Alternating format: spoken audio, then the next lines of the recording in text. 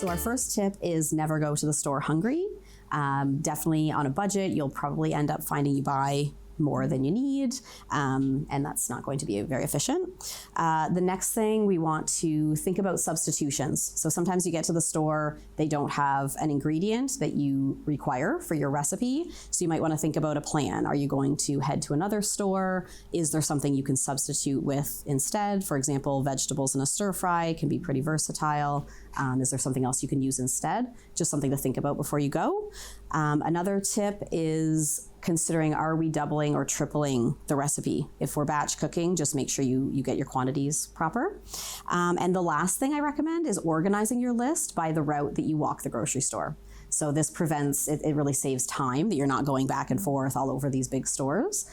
So often you start with the produce and then just consider the route you walk and kind of organize it that way. Yeah, that's really helpful. So now we have our list and we're ready to go to the store.